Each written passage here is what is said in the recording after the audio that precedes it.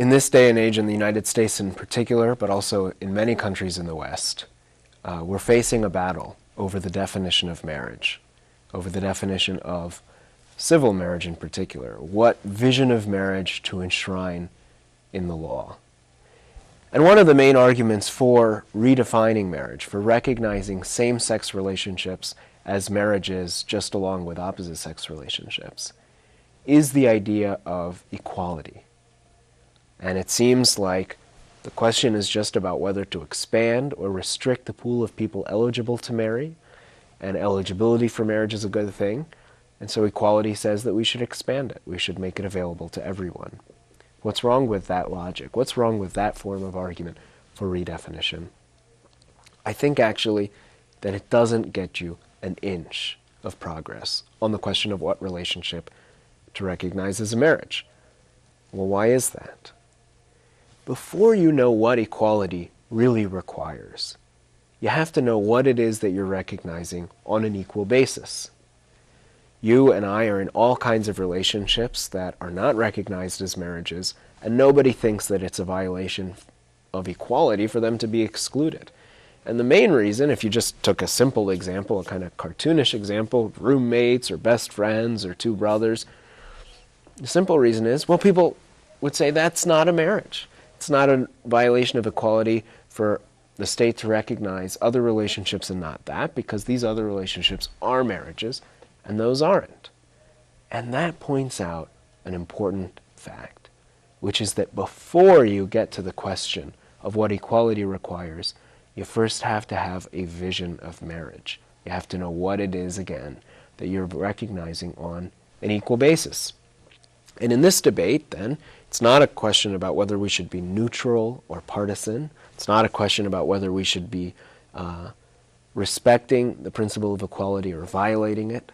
It's really a question about which of two substantive visions of marriage to enshrine in the law.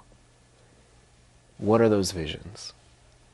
Well, the vision that's on offer in the proposal to redefine marriage sees marriage mainly as a form of emotional union or companionship. And how do I know that? Well, because it's the main difference. That emotional union or intensity or priority is the main thing that sets marriage apart on this view from the relationships that should not be recognized as marriages. I mean, think about it. What's the difference between two brothers who are committed to living together indefinitely and to sharing all the burdens and benefits of common life together on the one hand, and two men who are in love and who want to commit their lives to each other and who would therefore be eligible for marriage on the new view? Well, the main difference is the emotional quality of the relationship. This second group is in love, the second pair is in love, has a certain kind of emotional union that the first pair does not. But if that's what made a marriage, if that's what made marriage different from other forms of relationship, then we couldn't explain any of the other things that make marriage different. There's no reason that an emotional union should be limited to two people, as opposed to three or more. Three men can be emotionally united just as well as two men. There's no reason that emotional union should require sexual exclusivity. For some people and some pairs and some couples, that might help their emotional union, and for some, they might decide that a different way, or that having a sexually open relationship would promote the emotional stability of their own partnership. There's no reason that an emotional union should be pledged to permanence, because after all, the emotions that set that kind of union apart are not guaranteed to be permanent, and they're not really in our direct control in a way that it would make sense to make the subject of a vow. And in fact, there's no reason that an emotional union should be a sexual relationship at all. There are other ways of forming deep, close, and emotional union with others.